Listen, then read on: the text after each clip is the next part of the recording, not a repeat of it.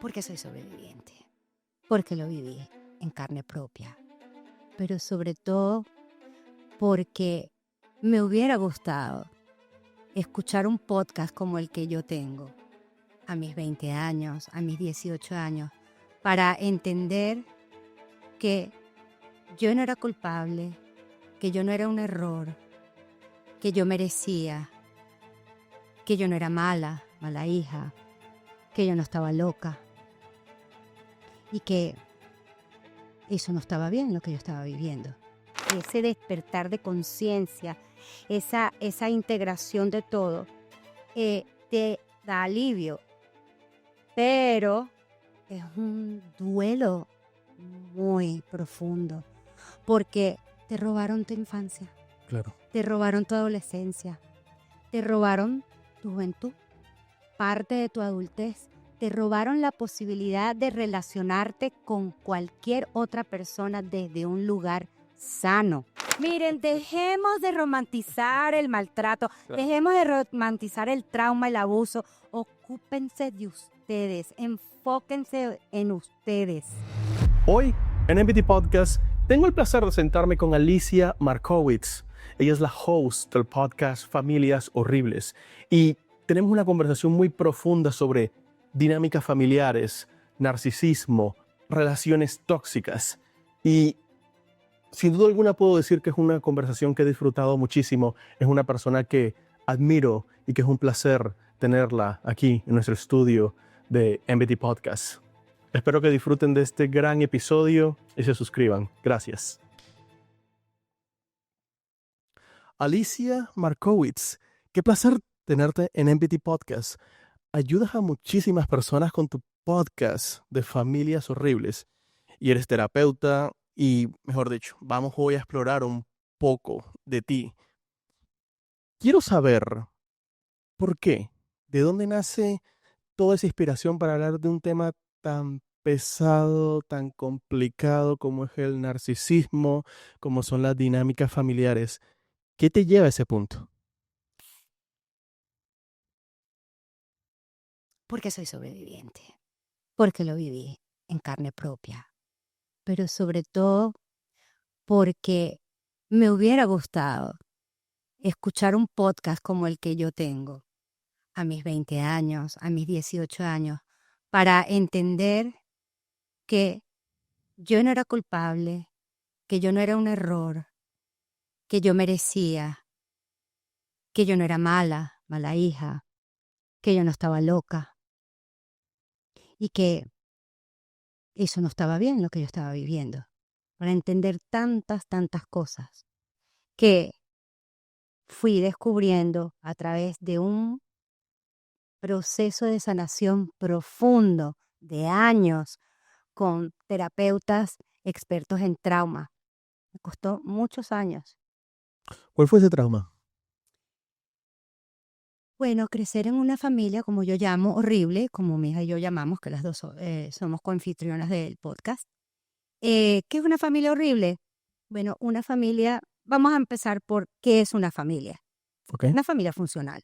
Una familia funcional es aquella donde existe, para empezar, el respeto por ser tú. Hay escucha activa, hay hacerse responsable de tus errores, porque los padres son seres humanos y pueden cometer errores. Pero vamos a ver después más adelante qué es un error y qué es un abuso. Entonces, puedes cometer los errores. Yo soy madre, cometí muchos errores. Pero lo importante es hacerte responsable y el acto seguido es la reparación, tomar acción. Y a veces esas acciones requieren de mucho trabajo profundo también, incluso hasta ir a terapia. Entonces, las familias funcionales, existe todo esto. Hay conexión emocional, existe apoyo, existe validación. Es un lugar donde tú realmente te sientes a salvo, seguro, que sabes, como dicen en inglés, they have your back, te apoyan, tienen tu espalda. En una familia horrible es todo lo contrario más una lista de cosas. Puede haber cualquier tipo de abuso o muchos tipos de abuso al mismo tiempo. Para empezar, no quieren que seas tú. Ser tú se convierte en una amenaza y en un peligro para ese sistema. ¿Mm? Porque un sistema de familiar de este tipo hay roles, mandatos. Los roles son como habrán escuchado mucha gente que me está escuchando en este momento, viendo el chivo expiatorio, el hijo dorado, el niño invisible. Hay roles. Es un sistema como sectario. Si tú no piensas como ellos, si tú no sientes como ellos, bien sea la madre o el padre, en el caso, o pueden ser los dos, si tú no haces las cosas como ellos, entonces eso es peligroso. ¿Y cómo se paga? Con castigo. Castigo de cualquier tipo, emocional, físico, psicológico, porque ellos quieren que tú seas una extensión de ellos. Eres una extensión de ellos. Ellos como que crean un avatar, un personaje de ti. En realidad nunca te ven. En realidad no saben quién eres. Mis progenitores no tienen ni idea de quién soy yo. Ellos jamás me han visto por lo que yo soy, porque siempre me han querido ver a través de sus ojos, de sus expectativas, De sus filtros, ¿no? todo. Alicia, quiero hacerte una pregunta, Ujú. porque sé que hay muchas personas que deben estar pasando ahora mismo por esa situación en la que tú estuviste enredada durante muchos años, en tu proceso de formación, en tu juventud. ¿Tú eres realmente consciente de que estabas en una familia horrible o el nivel de manipulación llegaba a que no lo lograbas identificar? O sea, ¿a qué punto de tu edad, a qué edad tú identificas, oh my God, esto no está bien?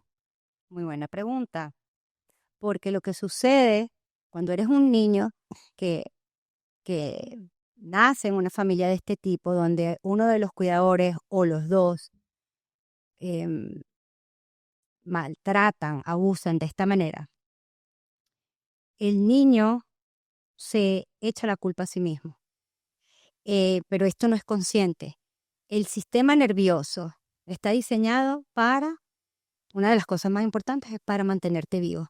Entonces hay unas cosas que se llaman, existen respuestas de supervivencia, son automáticas. El sistema nervioso autónomo es el que se encarga de ellos. Y está la huida, está la pelea, está el congelamiento y está la complacencia, el cumplimiento. Esta es una muy importante que sucede en este tipo de familias. ¿Para qué? Para poder sobrevivir, porque tú dependes 100% de estos padres. Tu cerebro no puede procesar que tu mamá te está abusando, que tu papá te está abusando. Entonces, ¿qué pasa? Que haces todo lo posible por complacer, para ser aceptado, para pertenecer, para ser aprobado.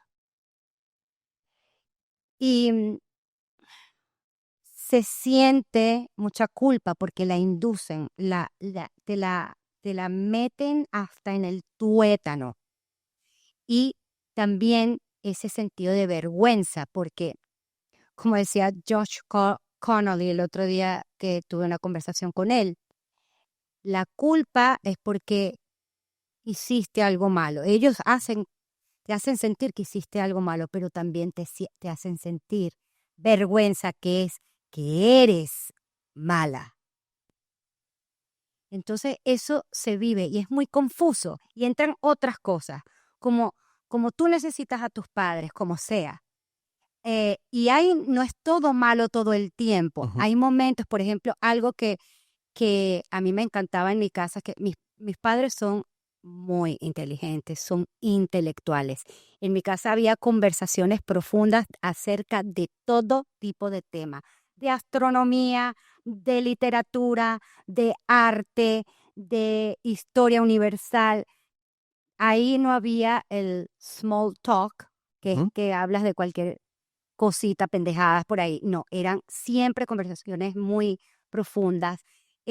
Nos llevaban al teatro, nos llevaban a conciertos de clásicos, nos llevaban de viaje. O sea, esas cosas te confunden porque te tratan bien por aquí. Si necesitas un libro, te compran 27 libros. O sea, mis padres eran pudientes además. Y luego viene el castigo o la manipulación o el gaslighting, luz de gas, que es, yo te vi, tú estabas haciendo esto y tú no has hecho eso Claro. y tú no estabas ahí. Tú dijiste esto y tú jamás habías dicho eso. O sea, llega un momento que tú dudas de tu cordura y de tu realidad. Entonces, esa darte una de cal y dos de arena, que se dice por ahí, crea el refuerzo intermitente. Cuando te dan ese momento agradable, hay chorros de dopamina o de las hormonas de la felicidad, por decirlo de alguna manera. Lo voy a ilustrar muy, muy simple. Pero luego está todo lo demás, el abuso, el maltrato, y vuelves al cortisol, la adrenalina, todo el estrés. Y entonces te entras en un ciclo que es muy difícil de romper. Y además, como siempre estás, o casi siempre en mi caso, eh, actuando desde ese personaje que ellos quieren que tú seas, eso hace que te hagas adicto a ese personaje. Pero todo esto es inconsciente, involuntario, es para sobrevivir. Entonces, que yo sabía que era trauma, que era abuso, maltrato, no. Yo sabía que me sentía muy mal, que me sentía que no merecedora de nada, me sentía mala, me sentía loca, me daba rabia, me quería ir corriendo. Por ejemplo, en la adolescencia yo me quería ir de mi casa, pero no tenía nombres para eso. ¿Cuándo me empecé a dar cuenta? Porque eso fue lo que tú me dijiste también, me preguntaste. Bueno, por supuesto, yo sabía que algo no estaba nada bien y yo siempre estuve en una búsqueda perenne. Esto no puede ser lo único que existe. Y lo que a mí me mantuvo unida a la vida fue la naturaleza, la existencia. Yo veía una flor, yo veía una fruta, yo veía la montaña que tenía enfrente de mi ventana y para mí eso era me maravillaba. Entonces yo decía, no, aquí tiene que haber algo más. Entonces eso me ayudaba como a volverme a conectar con la existencia y buscar, yo lo llamo la existencia, la vida, y buscaba respuestas, buscaba ayuda sin saber realmente lo que estaba buscando. Y cuando ya le pude poner nombre a lo que es abuso, a lo que es trauma, a lo que es trauma complejo, a lo que es refuerzo intermitente, disonancia cognitiva, todas estas cosas, a ponerle el nombre de que mis padres me maltrataron, me abusaron, yo tendría entre 45 y 47 años. Increíble. Cuando empecé a entender, cuando empecé a ponerle esos nombres y a procesar esa información. Y cuando por fin yo empecé a integrar toda esa información, fue ver pasar mi vida como una muerte. Claro. Se muere ese personaje y empieza a renacer lo que tú eres. Imagino que en tu mente todo se empezaba a conectar y decía, ahora todo tiene sentido. Por eso es que me sentí así. Exactamente. Por un lado, siente esa información y el entendimiento, ese despertar de conciencia, esa integración de todo, te da alivio, pero es un duelo muy profundo porque te robaron tu infancia, Claro. te robaron tu adolescencia, te robaron tu juventud, parte de tu adultez. Te robaron la posibilidad de relacionarte con cualquier otra persona desde un lugar sano. En mi caso, yo tengo muchas dificultades con la empatía. Uno de mis grandes problemas es la empatía, pero no por ser no ser empática, sino por ser hiperempática. Ok. Y es inconsciente, porque cuando llegas la hiperempatía es cuando inconscientemente tienes tanto miedo a ser abandonada, Ujú. dejada, de que piensen que eres mala persona, eh, tantas cosas, que tú ayudas, das a costa de ti, a costa de tu salud mental, a costa de tu salud física, a costa de tus finanzas, a costa de todo. Y tú no te estás dando cuenta, porque crees que estás ayudando, pero en realidad lo que estás haciendo es cargando con la historia del otro, Claro. a pesar de ti. La empatía no es eso. Ujú. La empatía es acompañar desde un lugar donde siempre tienes que tener ese cuidado de tu bienestar y de tu vida. Si se cruza esa línea, ya no es posible. Alicia, en este proceso, cuando tú logras descubrir lo que te pasa y logras identificar esos patrones, ¿tú lo confrontas con tu familia? ¿Lo confrontas con esa madre narcisista? ¿Lo confrontas con ese padre narcisista? Bueno, yo me confronté muchas veces a mis padres sin saber que yo me estaba confrontando a algo así, porque no sé, mi personalidad, el sentimiento de injusticia era más grande que yo muchas veces. ¿Y eso qué pasó? Que como te sales de la regla, Claro. castigo, palizas, castigos, cosas emocionales. eh, pero después sí hubo intentos de contacto cero. Imagínate tú lo que tiene que sentir un hijo o una hija para que tú quieras establecer el contacto cero con tus padres. Eso es ir en contra de la naturaleza. Claro. Pero pregunten primero, antes, porque estamos en la cultura del abuso, donde se enfocan en el agresor o la agresora, más no en la víctima. Quién sabe lo que le habrá pasado, es tu papá y tu mamá, honrar padre y madre, a lo mejor de pequeños lo pasaron muy mal. ¿Y tú qué? Tú eras el hijo. Honrar hijo. Claro. Solo hay un hijo, solo hay una hija, solo hay una madre, ¿no? Solo hay una hija, solo hay esta hija. Y esos contactos ceros fueron muy duros, porque claro que los tienes que confrontar. Lo que pasa es que el contacto cero, en mi caso, no es algo que yo avisé, ni recomiendo avisar, Ujú. porque eso es darle más poder y más motivos para seguirte tratando de controlar y de buscar el suplemento. Ellos no van a parar, muy, muy difícil que paren. La primera vez que yo puse el contacto cero fue antes de quedar, bueno, yo estaba embarazada y no lo sabía. Y mi madre, ya yo me estaba como alejando de mis padres. Yo estaba casada en aquel momento, estaba en mis 20 y algo. Y mis padres se habían arruinado y nos pedían dinero. Ok. Y yo trabajaba hasta limpiando casas, después de haber vivido una vida de lujo. Entonces, mi madre me llamó para encontrarse conmigo en un restaurante porque ya yo me estaba alejando y alejando y alejando, para volverme a pedir dinero. Y cada vez que yo le pedía, ellos me pedían dinero, yo se los daba y veía el carro en el bingo. Esto es en España.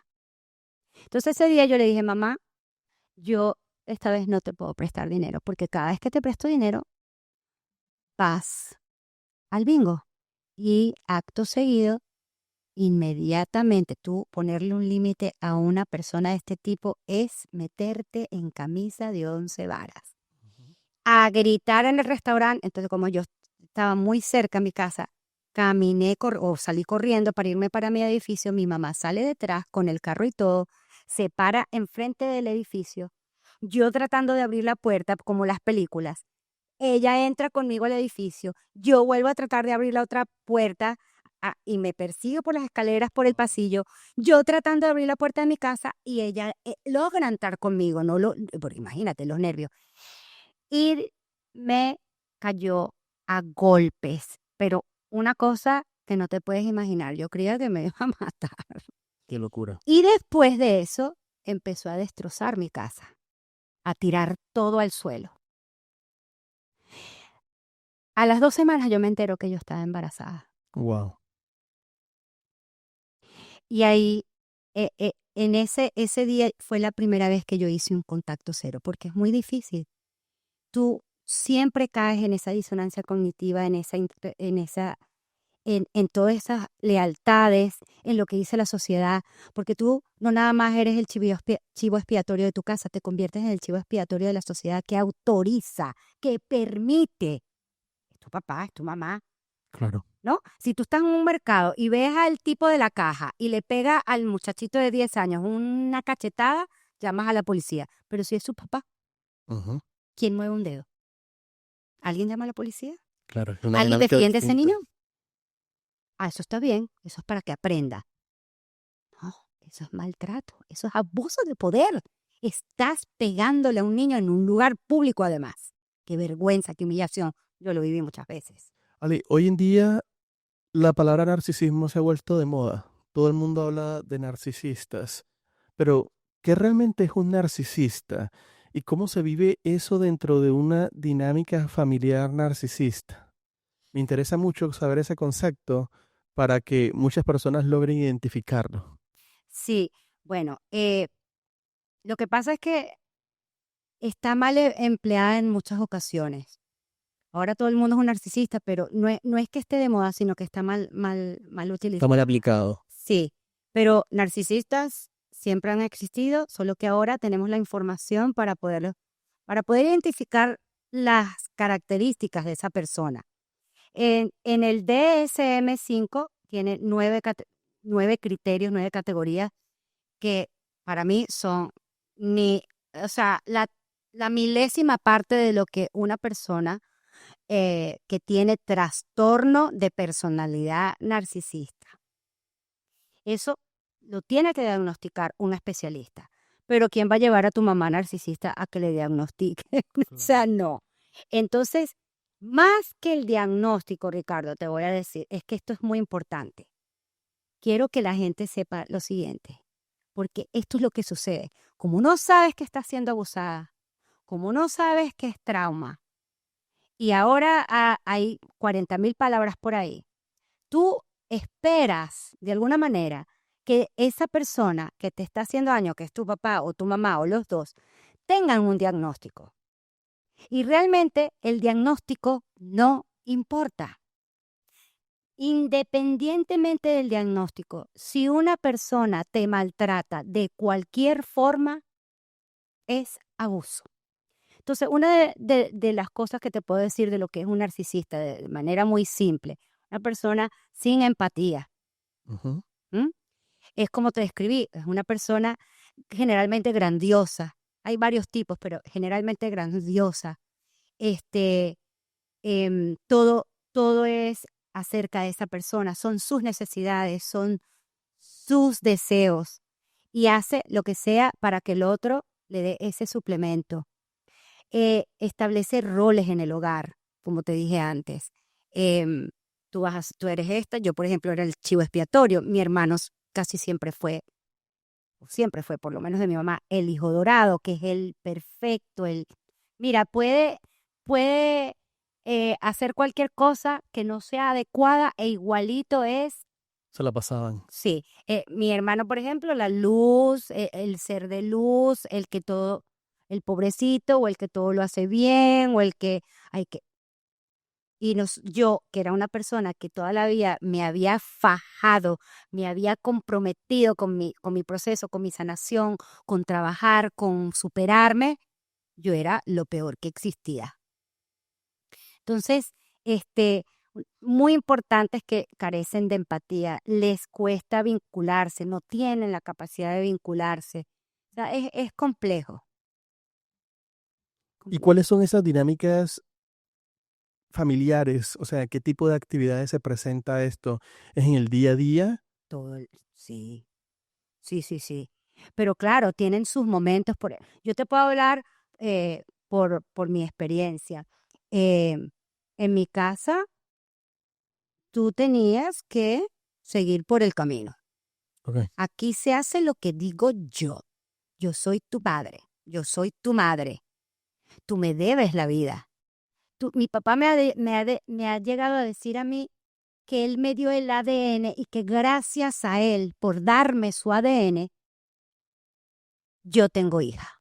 Qué locura. Yo tengo una hija que parí porque tengo 3 hijos, 2 adoptados y mi hija que parí. Mi mamá, mira, para que tú veas que después de años de abuso y años de abuso y eso que yo he estudiado, que me he sanado, que he hecho de todo, el año pasado fue la última vez que mi mamá me dijo algo y me llegó a decir, estoy orgullosa de ti y muy contenta porque has creado, y en este momento te voy a describir mi cuerpo. Mi corazón se estaba abriendo como una flor, empecé a sentir esa alegría, esa aprobación, esa validación, era como Por así, un fin. éxtasis, o sea, todas esas hormonas, boom, boom, boom. Mi mamá diciéndome, has creado una hermosa familia, pero eso no fue por ósmosis.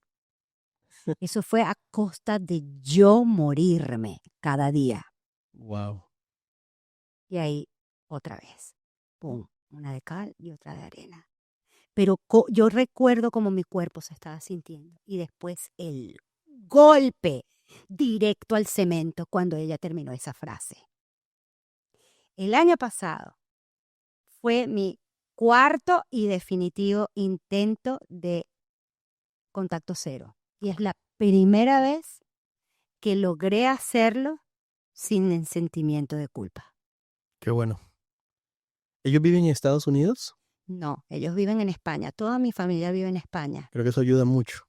La distancia física de Ya, mantenerla, porque hay muchas personas que les cuesta, porque viven o en la misma ciudad o se aparecen de sorpresa en la casa sin sí, avisar. Eso es muy común, ¿sabes? sí, sí es. La distancia ayuda a no tener esa disparador constante tan encima tuyo. Pero lo tienes aquí. Ujú. Te han cambiado tu cerebro. El trauma está almacenado en tu cuerpo. Tienes un sistema, yo tengo un sistema nervioso en hipervigilancia todavía. Si alguien entra por esa puerta o esa puerta, y yo no sé si abren la puerta, yo salto hasta el techo. Si alguien me pone la mano detrás de mi espalda, yo salto hasta el techo. O sea, yo estoy en un gimnasio y si alguien tira las pesas al suelo, yo tengo un ataque de pánico. Wow. No puedo ni siquiera escuchar una puerta abriéndose suavemente, porque mi cuerpo se altera. Muchas cosas. Yo tengo dolores físicos desde hace años. Tengo inflamación en mi estómago. Problemas digestivos son muy comunes de los que hemos pasado por todo esto. Em, Problemas de concentración, muchas cosas. De hecho, creo que llevo varios años tratando de descartar que tengo una enfermedad autoinmune. Han sospechado que tengo la enfermedad de Sjögren, algo así se llama. Aunque te separes, si tú no trabajas, si tú no tienes un acompañamiento experto en trauma y en dinámicas relacionales, es muy difícil salir. Le quiero hacerte una pregunta porque todas las parejas, sin excepción, afrontan problemas en su relación y van a haber discusiones. Y estoy seguro que de las miles de personas que nos van a ver en este episodio hoy, te aseguro que un gran porcentaje un número, habrá tenido o ayer o anteayer tuvo una pelea con su pareja. Y esa persona se debe estar preguntando, ¿será que mi esposo es narcisista? ¿Será que mi esposa o mi novia es narcisista? ¿Cuál es la diferencia cuando hay una pelea entre pareja que puede pasar, que es parte, puede ser algo que puede ser normal, pero hay límites? ¿Cuál es la diferencia entre una pareja normal y una pareja narcisista a la hora de tener una pelea en una relación de pareja? Que digamos que una relación sana, una relación funcional Ujú. o una relación donde existe el abuso. Lo primero, una de las cosas principales es que haya responsabilidad. Responsabilidad. Yo me hago responsable de que te grité. Me hago responsable de que te grité y haces todo lo posible para tomar acción y reparar. Y así con las miles de dificultades que puedan tener las parejas. Cuando hay responsabilidad. Porque, y además, cometer un error es una cosa, abusar es otra. Claro. ¿Cuál es el abuso? El abuso puede ser físico. Eso es no como una casa, ya. Es que no te pueden tocar ni con el pétalo de una rosa, por favor. Pero es que hay abuso que no se ve.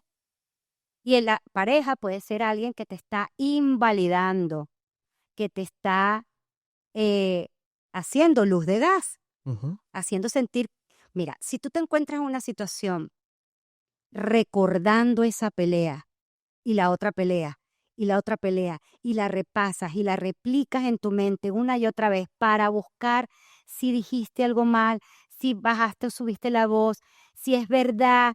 O sea, empiezas a dudar de que si lo dijiste, de cómo lo dijiste, porque la otra persona te está diciendo que sí lo dijiste así, que no lo dijiste así, que sí levantaste la voz.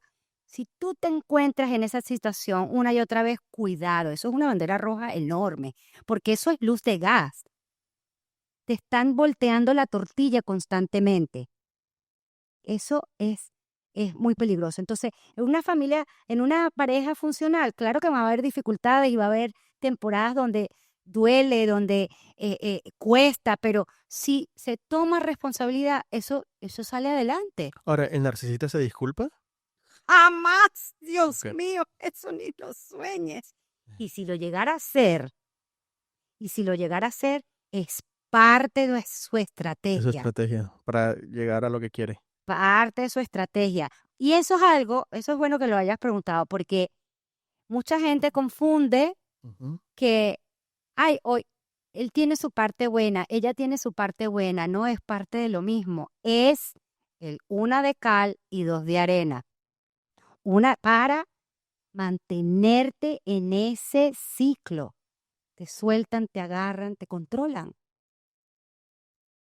Alicia, la semana pasada tuvimos la oportunidad de tener a Socorro Jaramillo, una marketer espectacular, y iniciamos una nueva actividad dentro del podcast y a la gente le gustó muchísimo. Qué bueno. Y la quiero hacer contigo. Se llama Mito o Realidad. Ok. Es una actividad muy rápida donde voy a hacer 5 preguntas muy rápidas y tú me vas a decir si es mito o si es realidad. Y me das una explicación del por qué. ¿Vale? Entonces, Haré lo acá te la mejor que pongo. pueda. La primera pregunta. ¿El narcisista puede cambiar si encuentra a la pareja correcta? No. El narcisista no va a cambiar. O sea, la persona que tiene trastorno, cuando existe la patología, no puede cambiar. Mira, hay unos estudios por ahí donde con no sé cuántas terapias, un estilo de terapia, por ejemplo, profesor Backman tiene una que es cold therapy, terapia fría. No, nadie te hace cambiar. Tú tienes que decidir cambiar. Tú, una persona normal, Claro. con sus dificultades, una persona empática, que sabe que el otro tiene necesidades, que el otro tiene conciencia, que existe. Ujú. Te cuesta cambiar cuando quieres cambiar. Imagínate una persona con el trastorno. No, saben lo que están haciendo además. Ahora, antes de ir a la segunda pregunta, Mm, ¿el narcisista es consciente que es narcisista? Sí, o sea, no que es narcisista, es consciente de que te está haciendo daño. Ok. O sea, lo disfruta. Me imagino, ¿sí? Porque no lo cambia, Claro. pero sí está consciente, sabe, no te ve, te ve sufrir, te ve llorar, te ve enfermarte, te ve desesperada, pero te llevan a eso, te llevan al límite, te chupan la vida, te quitan todo. Vamos con la segunda. ¿Los traumas familiares se heredan aunque nunca se hablen? Los traumas familiares, claro, ¿Los traumas familiares se heredan aunque nunca se hablen? pero ¿lo dices heredado biológicamente o es que es transgeneracional? ¿Cómo lo digo? Ay, Dios mío. Intergeneracional. Dios, no podía decir la palabra. Que, o sea, si tú creces La en forma una... como te lo quiero plantear es genéticamente. Yo no creo, mira, no tengo la capacidad para responderte a esa pregunta con todas las de la ley, Ok. pero, o Entonces sea, hagamos sí y genéticamente habrá ciertos rasgos que puedes tener tendencia cuando naces y se y se y si está el ambiente adecuado para nutrir esa tendencia, Ujú. un narcisista hace otro narcisista. Eso es así. Ok. Es nurture, es nutrido, es hecho en casa. Puedes venir con ciertas tendencias, ¿verdad? Pero claro, em, yo misma llegó un momento que cuando siendo madre y queriendo hacer todo lo mejor, estando muy consciente de que yo no quería repetir ningún patrón, Ujú. llegó un momento en que esos traumas, esos condicionamientos, esos patrones se filtran y no te das cuenta y pones la torta. Claro. Y yo como yo no soy narcisista ni psicópata, yo hice un trabajo muy grande de reparación profunda para tener a mis hijos, para tener una relación sana. Eso es muy arrecho. Te admiro mucho porque tienes una relación increíble con tu hija. Y con Pero mis hijos. les voy a contar algo. Alicia tuvo la oportunidad de conocerla en enero. Ella vino a nuestro primer episodio de nuestra segunda temporada y hemos creado una relación muy bonita. Esta es la segunda vez que se aparece dentro del podcast, pero hay algo que ustedes no ven detrás de cámaras. Nosotros nos vemos todos los viernes. Nosotros trabajamos en conjunto, lo que es MBT con Familias Horribles. Trabajamos, nos vemos siempre los viernes en una ciudad intermedia acá en la ciudad de Florida y trabajamos en las noches y puedo ver cómo tu hija te aprecia y valora y te acompaña en todo este proceso. Así que te felicito porque sé que hubo un momento muy complejo dentro de esa relación, pero pudiste cambiar esa dinámica y es lo más importante. Y tú has tenido la oportunidad de conocer a mi hijo y ves cómo es la relación con mi hijo. Una vez. Entonces es muy bonito juntar estos dos proyectos que trabajamos juntos y poder ver ese otro lado del invitado, porque conozco un lado muy personal tuyo y de verdad agradezco mucho, no solamente que estés acá, sino por tu amistad y por todo el conocimiento y todo lo que nos brindas a nosotros. De verdad, muchas gracias. Gracias por tus palabras, Ricardo. De verdad que lo recibo con muchísimo cariño. Mi hija y yo los queremos muchísimo a ti y a Paulina. Y estamos, pero súper emocionadas con todo lo que estamos haciendo juntos. Porque de verdad que ustedes también hacen un esfuerzo sobrehumano por mejorar cada día, por crecer. Tú con tu hijo, yo veo en tus ojos cómo tú quieres ser el mejor padre. Y estás haciendo lo mejor que puedes. Pero te tengo una mala noticia. En algún momento, Pero no es que va a ser un trauma ni que tú seas abusivo, pero uno comete errores y no pasa nada. Lo importante es como lo hice yo, por ejemplo, reparar.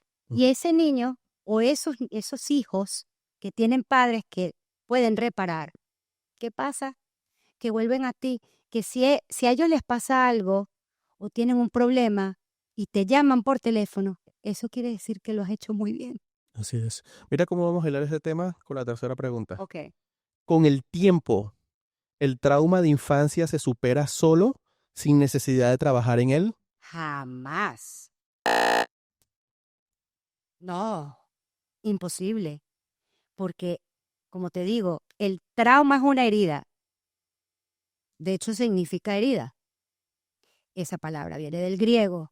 Y no es el evento como tal, aunque estamos hablando ya de trauma complejo, que es lo que sucede en el tiempo, es sistemático, es como esa gotica de agua, esa tortura china que la gotica, hasta que te abre un hueco. Esto es así a través de cada día, cada semana, cada mes, cada año, hasta que llegué a los 47 y seguí, porque yo hice contacto cero el año pasado, tengo 56 años. Mira, yo le he puesto todo el trabajo que tú te puedas imaginar para yo salir de esto. Y yo todavía tengo consecuencias, secuelas. Pero claro, al mismo tiempo, porque esa es otra cosa que quiero que sepan, que he aprendido que nosotros los seres humanos podemos vivir varios sentimientos y emociones al mismo tiempo.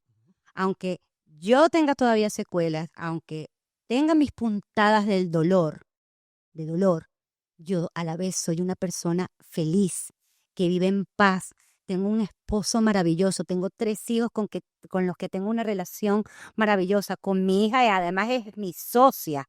Somos socias, tenemos una misión en conjunto que es difundir esta información para que nadie tenga que sufrir tanto, para que en vez de enterarse a los 40, a los 50 o a los 60, lo puedan hacer mucho antes y tengan la oportunidad de vivir, de encontrar esa libertad y esa paz más temprano. Y no por ello no vas a tener dificultades. Esa es otra cosa que vas a ganar, una caja de herramientas que te va a ayudar cuando tengas que transitar esas olas y esas dificultades terribles que te puede lanzar la vida. Así es. Entonces vas a salir más airoso, menos dañado y en menos tiempo. Cuarta pregunta, Ali. Esta me interesa mucho la respuesta. Ujú. ¿El cuerpo guarda recuerdos emocionales incluso cuando la mente los bloquea? Por supuesto.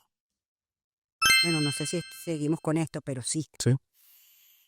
Totalmente. El cuerpo no miente. El cuerpo lleva la cuenta. Hay un libro que es al que le interese estos temas, porque se siente conectado con lo que estamos hablando, tienen que comprar el libro El cuerpo lleva la cuenta de Bessel van der Kolk.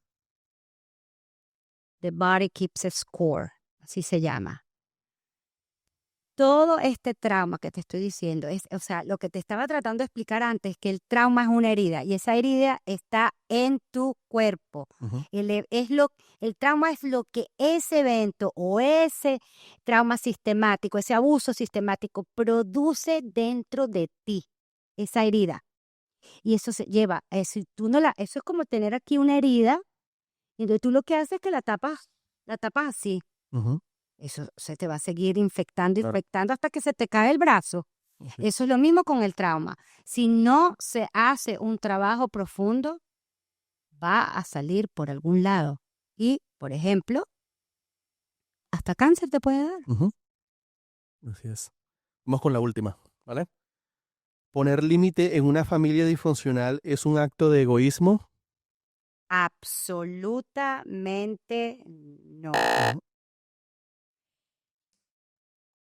Una familia o cualquier persona que te exija que tú pases tus límites, no te respeta, no te valora, no te cuida, no te apoya, porque eso es pedirte que tú seas un semáforo en verde y que permitas que por ahí pase lo que sea. La manera de tener una relación saludable con quien sea es teniendo límites. Claro. Esto me gusta, esto no me gusta. Esto sí lo quiero, esto no lo quiero. Entonces, pregúntate de ahora en adelante, cada vez que dices que sí, cada vez que dices que no, ¿desde dónde estás respondiendo? ¿Desde un lugar de culpa, de miedo, de terror, de que te abandonen? ¿O estás respondiendo desde un lugar de amor propio y libertad. Los límites son fundamentales para tener una relación sana. Sí, tienes que ponértelos a ti mismo. ¿Hasta cuándo voy a aguantar esto? ¿Hasta cuándo voy a estar aquí? ¿Hasta Claro. cuándo voy a estar allá? La importancia de poner los límites Sí. es fundamental. Ahora, si estamos hablando de un sistema donde existen los comportamientos narcisistas o su madre es narcisista o algo o cualquier tipo de abuso, acuérdate que yo no me importa el diagnóstico. A mí lo que me importa es que tú, ¿cómo te sientes tú? Pero si son este tipo de personas, no les puedes poner límites. Ponerle límites es entregarle una bandeja de plata con todas las claves o todos los botones donde tienen que apretar para herirte, para utilizarte, para recibir ese suplemento. Por ejemplo, no quiero que me grites, te van a gritar. No quiero ir a cenar contigo, se van a presentar en tu casa y te van a traer la cena. O sea, no puedes poner ese tipo de límites. Hay mucha gente que todavía no ha podido establecer el contacto cero por muchas razones, porque por razones económicas, por razones de que todavía hay muchas lealtades, lo que sea.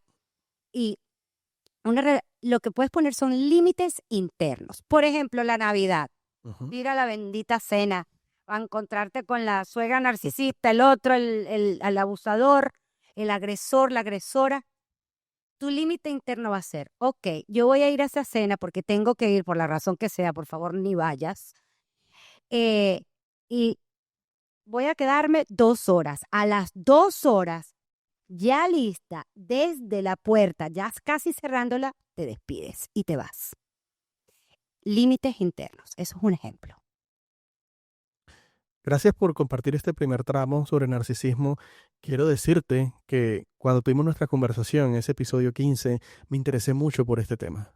Me gustó mucho lo que hablamos y empecé a escuchar muchos podcasts con historias de mujeres y creo que es muy importante que muchas mujeres se eduquen porque he escuchado cosas terribles, historias terribles de mujeres que terminaron muertas, Sí, de mujeres que quedaron traumatizadas, sí. de casos que no me cabían en la cabeza. O sea, un tipo que movía las cosas en la casa para hacerle pensar que había que estaba loca. Eso es Luz de Gas. Y, Y y de hecho viene de una película que el esposo le hacía eso a la mujer. qué locura. Eso claro, eso lo hacen. O sea, y te agradezco mucho por la forma como lo hablas, porque realmente es interesante. Y yo quiero que muchas personas que de pronto están en una dinámica así, abran los ojos y se den cuenta, esto no es bueno para mí. Tengo que salir de acá. Ah, vamos a entrar a un tramo que me interesa mucho. Mm, y son los ciclos intergeneracionales y todo lo que tiene que ver con la crianza consciente. Mm, se habla mucho hoy en día que los ciclos se repiten y quiero hacerte una pregunta. ¿Cómo se transmiten de generación en generación esas heridas? De que hay muchas familias que tú te vas dando cuenta que el papá era así y el hijo salió así y el hijo del hijo salió así y es un ciclo que no se acaba. O sea, Cuando no hay conciencia, cuando no sabes que para empezar normalizas todo, es lo que conoces. Creces en esa casa y es lo que conoces. esa es tu normalidad, ¿no? Es tu normalidad. Entonces yo te voy a poner un ejemplo mío personal. Ujú. En mi casa todo era gritar. Era muy violento mi casa. Unas discusiones estrambóticas, o sea, de unos decibeles de que llegaba la policía alguna vez. Pero como todo se comunicaba a los gritos, mi voz siempre ha sido muy, muy elevada. Bueno, también es mi personalidad. Pero em, una vez una mujer, una amiga, en ese entonces, me dijo, me estás gritando. Y para mí yo no le estaba gritando, pero yo estaba gritando, no gritándole, pero claro, para ella yo le estoy gritando. Pero para ti eso era normal. Normal. Y yo, pero ¿cómo vas a decir eso? Yo no te estoy gritando, es que yo hablo alto. No, no hablas alto, estás gritando. A mí me costó tanto entender eso. Ojalá ella escuche esto algún día. Tengo mucho tiempo sin hablar con ella. Pero se quedará loca si me escucha, porque yo nunca se lo, no Lo se lo validé. reconociste. No, porque para mí yo no le estaba gritando, pero yo estaba gritando. Claro. Entonces, es claro que se repite. Lo que pasa es que hay una diferencia. Hay gente que con el tiempo trata de hacerse responsable de sus actos, empieza a hacerse consciente, empieza a trabajar, a tomar acción, pero no puede ser que te quedes toda la vida, bueno, pero es que yo soy así, yo voy a gritar siempre porque yo soy así, en mi casa se gritaba. Yo no, eso no. Eso ya no es hacerte responsable, hacerte cargo de tus cosas. Claro, sí, es que son patrones. Además es un condicionamiento, te condicionan a muchas cosas que no sabes ni qué te está pasando. Ahora, Ali, por todo lo que tú lees, porque tú lees mucho, Sí, esta es una pregunta muy técnica y si no la puedes responder no hay ningún problema. Pero hay un caso en mi familia, del lado de mi papá, donde un primo de él, por ese lado, todos los hombres se han suicidado, sufren de depresión. O sea, el abuelo se suicidó, el papá se suicidó el año pasado, ya el hijo que tiene 20 y pico ya está con problemas de suicidio y problemas mentales. ¿Hay parte genética que se puede heredar?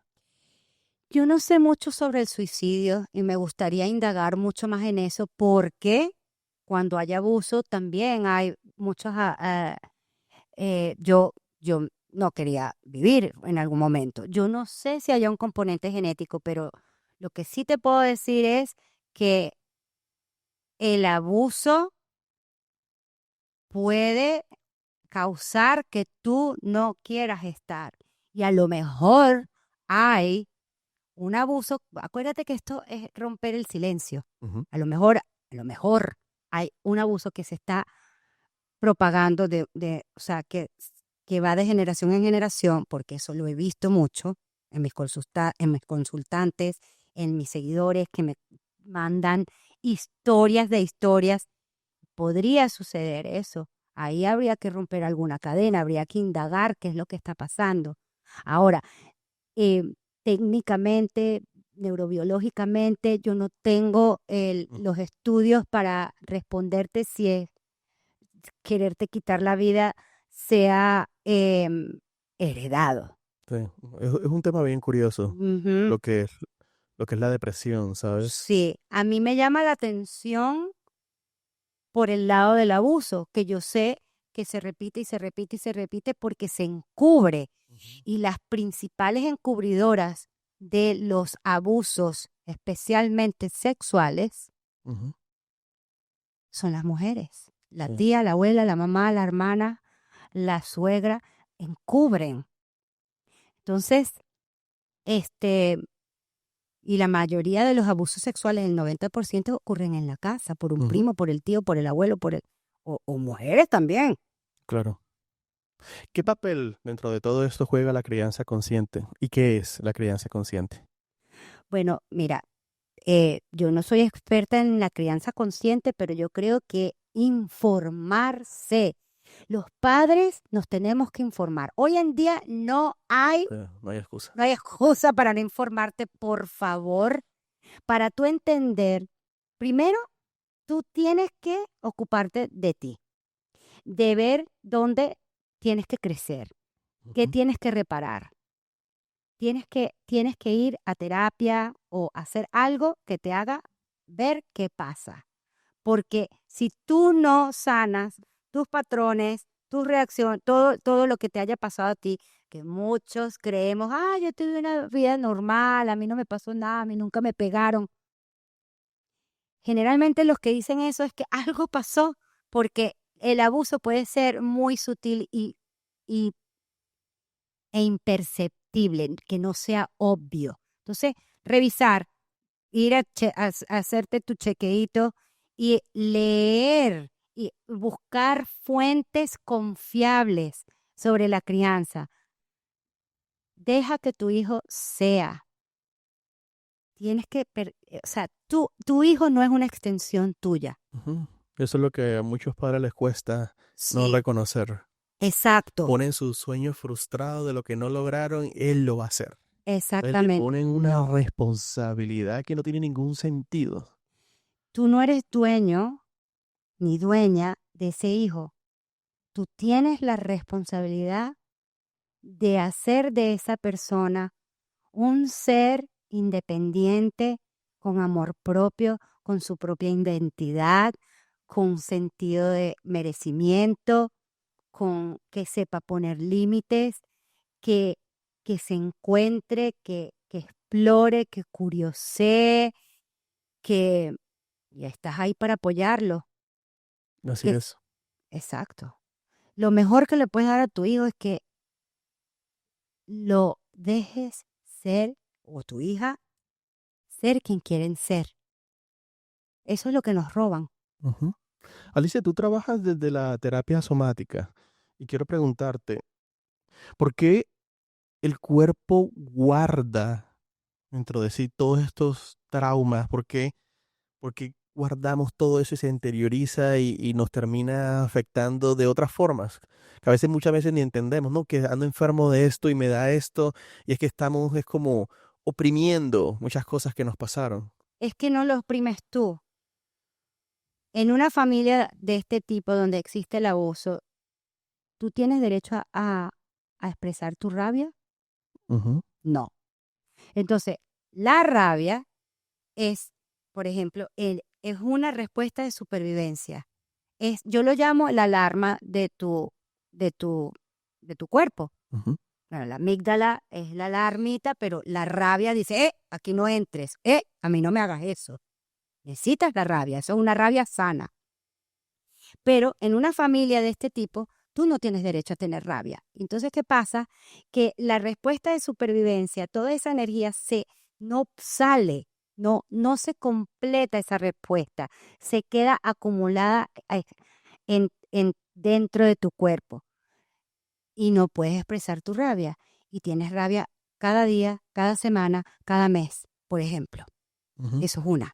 Yo, por ejemplo, no podía mostrar mi rabia. Entonces, son todas esas emociones.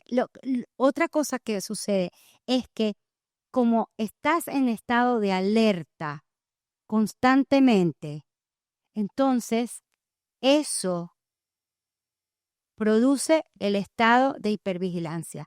Estás en emergencia todo el tiempo.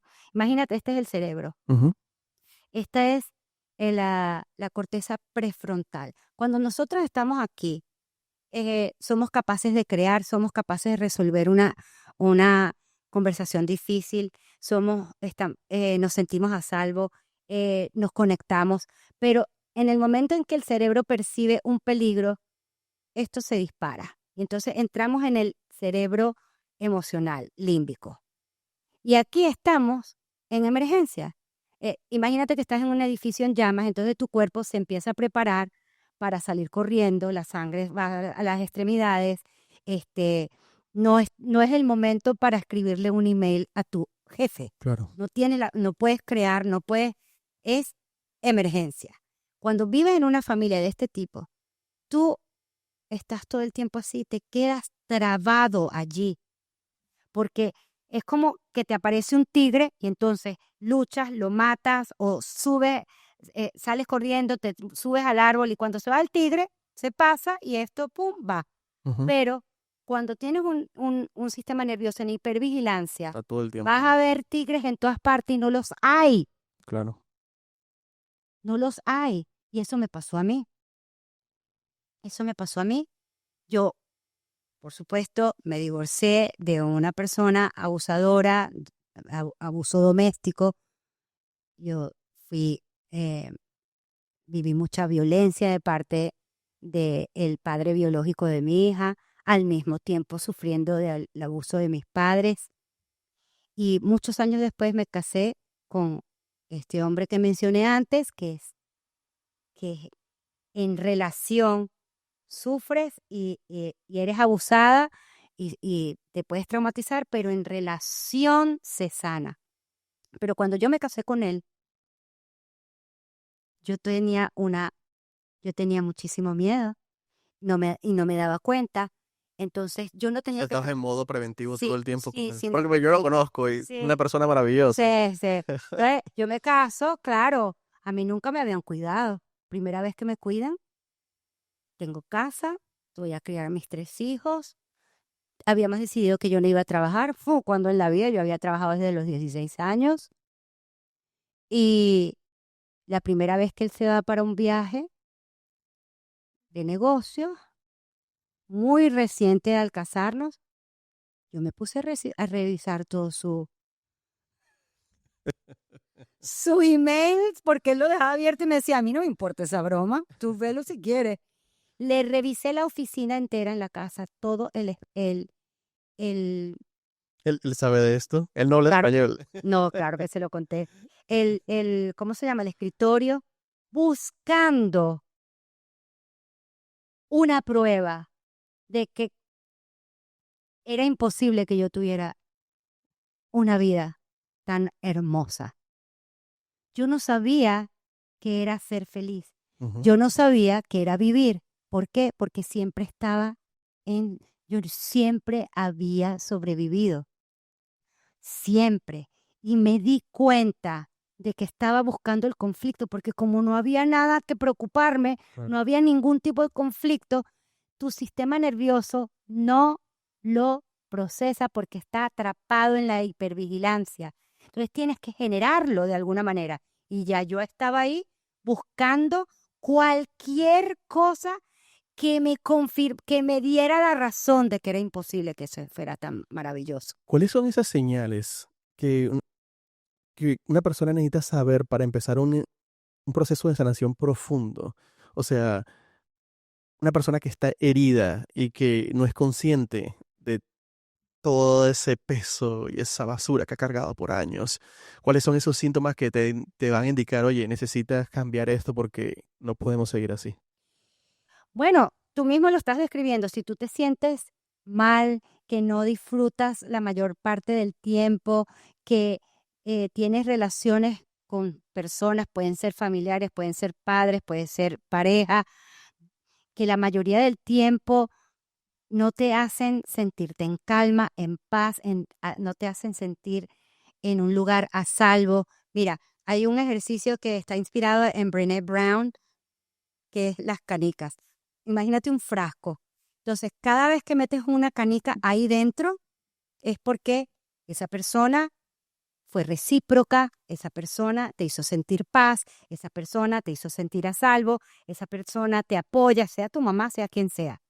Pero por cada situación donde te hace sentir ansiosa, tu cuerpo se siente en peligro, o te gritó, o fue irrespetuosa, o no es recíproca, tienes que sacar la canica por Ujú. cada una de esas cosas.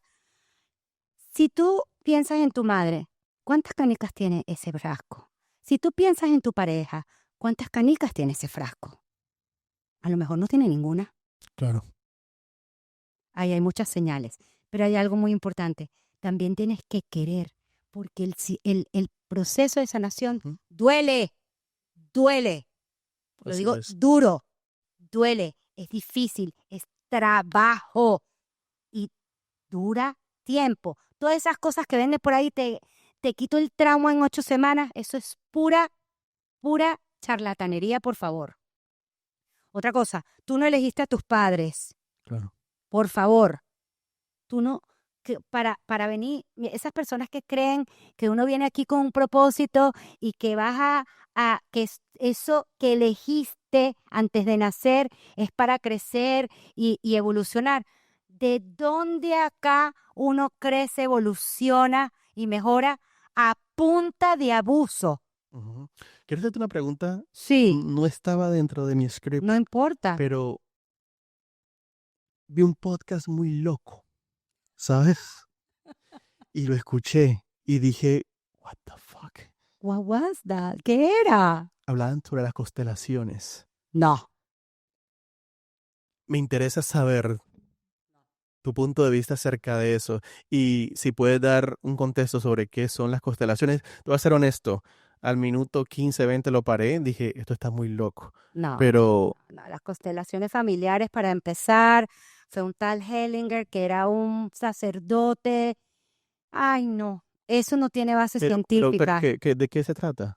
Bueno, mira, yo no me he metido profundamente en eso, pero a mí me llegan todos mis consultantes, de mis consultantes y mi comunidad desesperados porque este, toman en cuenta todo el linaje Ujú. y te hacen actuar allí, o sea, ponen a tu papá, a tu mamá, o sea, a varias personas hacen de tu papá, de tu mamá esto, que te aman, que los tienes que perdonar, que, que eso lo traes de tu bisabuela. No, Llegan a pura. decir que si tú no tienes relación con tu madre, no te va a ir bien en el dinero, o sea, unas locuras. Mira, eso no tiene base científica. Sí. ¿Para qué explicar tanto? No vayan, por favor, a una pseudo algo. Tú no vas, miren, por favor, las personas que son sobrevivientes y víctimas, ocúpense de ustedes. Ujú, claro, claro. Enfóquense en ustedes, no en el abusador ni en la tatarabuela que trajo esto al linaje y a la familia. Ocúpate de ti, de sanar tú, de validarte tú. Imagínate, yo tengo un libro, ahora que terminemos te lo voy a mostrar. Sí. Es el árbol genealógico de mi familia. Desde el año 1300, o sea, antes que descubriera América, yo tengo todo el árbol genealógico de mi familia. Yo Es quiero. impresionante. Ay, no. Pero es desde 1384, cuando mi familia empieza en Holanda y se va moviendo entre Portugal, España y llega a Curazao y cómo conectan con Colombia. O sea, ¿Cómo lograste entonces, eso? yo tengo un familiar que hace parte de la comunidad genealógica de Colombia y ese estudio me permitió a mí tener la ciudadanía europea. Wow. Por eso, porque estaba completamente comprobado. Y él viajó, tiene los originales de toda la descendencia familiar. Entonces, cuando yo escuchaba esa cosa, las constelaciones, Sí. imagínate desde hace cuánto vienen tus raíces. Tus raíces vienen desde cientos de años, se me hago entender, o sea, y que todo está aniliado para, o sea, eso no tiene ningún sentido. No. Miren, dejemos de romantizar el maltrato, Claro. dejemos de romantizar el trauma, el abuso. Ocúpense de ustedes, enfóquense en ustedes, en ustedes. La última, Tú importas, tú importas. ¿qué legado quieres dejar con familias horribles?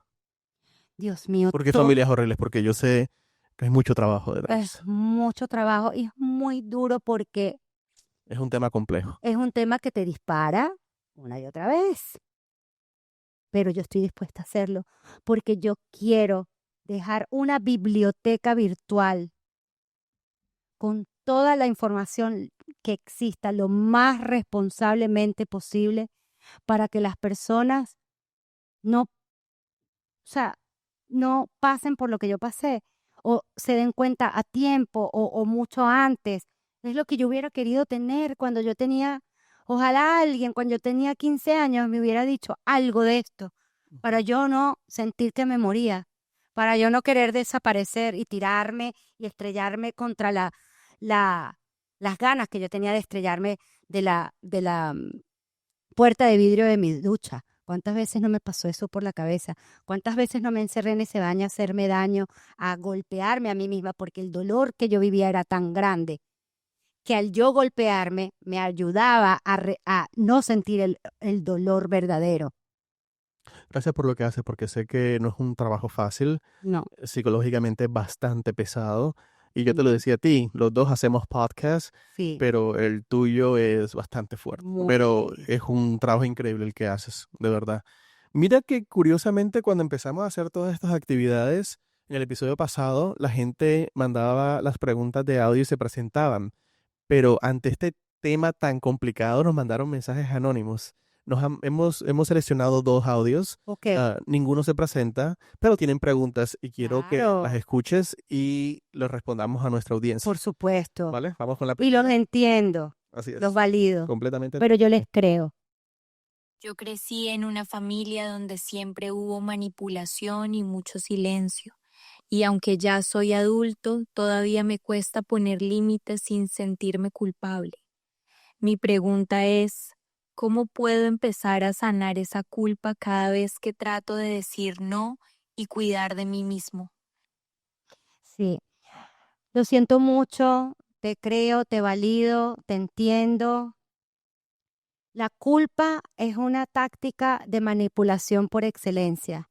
Eso lo han hecho para controlarte, porque te inyectan un sentimiento de deuda para el resto de la eternidad.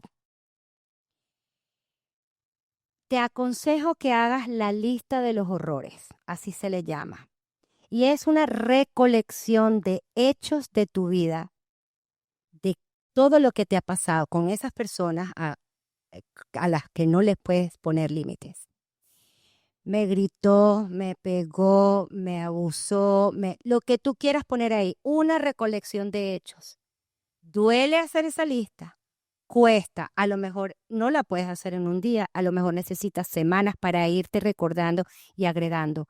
Esa lista te va a ayudar a hacerte consciente de tu verdad y no separarte de ella.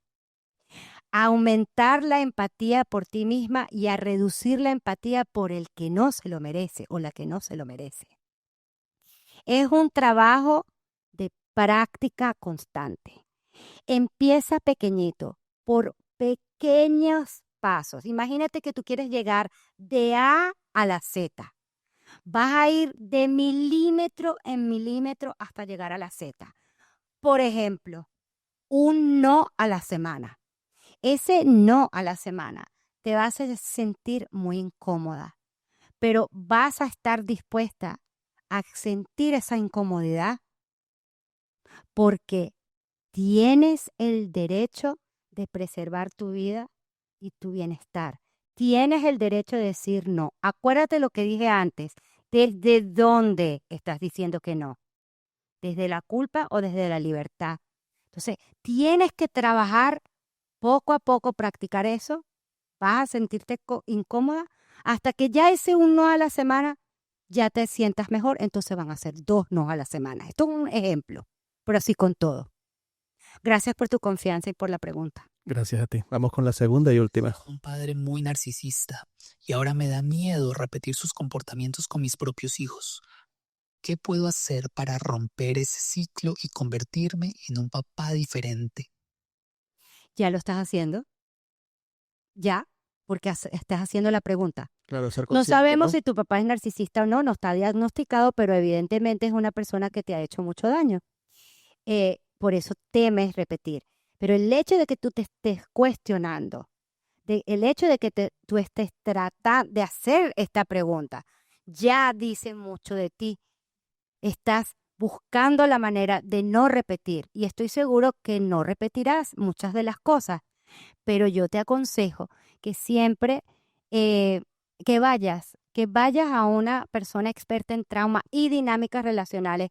Y si puedes ser experta en narcisismo y psicopatía y que trabaje la parte somática, mucho mejor. Y así te quedas tranquilo. Pero tú no eres tu padre. Gracias a todas las personas que han participado enviando sus notas de voz. Sé que esto es un tema bastante complejo y los invitamos porque en cada episodio ustedes van a tener un espacio para poder reenviar preguntas a todos los increíbles invitados que se pasan por MBT. Vamos a terminar este programa. Aquí tienes una serie de tarjetas. Son distintas preguntas que se han hecho durante nuestros 42 episodios de MBT Podcast. Qué belleza. Son unas cartas de conversación. Quiero que elijas una y nos la respondas. Ok.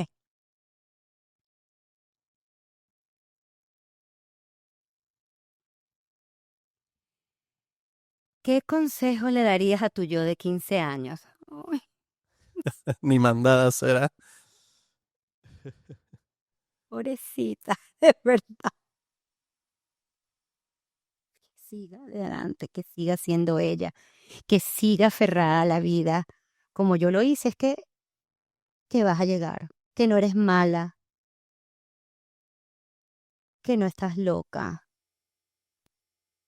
que seas tú siempre, que seas auténtica, que tú importas. No sé, esa niña de 15 años que yo fui, ¡ay, qué duro! Me dio en el alma esto. Pero si yo pudiera ir a buscarla, le diría todo eso. Ale, gracias. Gracias por abrir tu corazón. Gracias por sentarte aquí conmigo. Ha sido un día, hoy hemos trabajado, Durísimo. yo creo que llevamos más de 10 horas trabajando y sé que estás muy agotada, pero aún así sacaste un tiempo para poder compartir esta experiencia y sé que la gente lo aprecia muchísimo. Siempre. Estamos trabajando muy duro en un proyecto que es Ujú. un curso maravilloso para ayudar a sanar a todas esas personas y muy pronto va a salir al aire. Estamos trabajando duro. Sí. Ah, gracias por todo ese amor, esa dedicación. Gracias a Ariana que está ahí atrás. Gracias a Paulina que también está aquí atrás, Ujú. detrás de toda esta producción tan increíble. No, Paulina, Dios mío. no tengo palabras de agradecimiento para ti. Gracias por tu conocimiento, gracias por tu amor y gracias por esa maravillosa energía. Gracias, Ricardo. De verdad, es un honor estar aquí. Yo vengo todas las veces que quiera y es un gran honor trabajar con ustedes. Somos un equipo maravilloso Así es. y pronto van a saber lo que estamos haciendo y ese es solo el principio. Así es. Gracias. Gracias, Ricardo.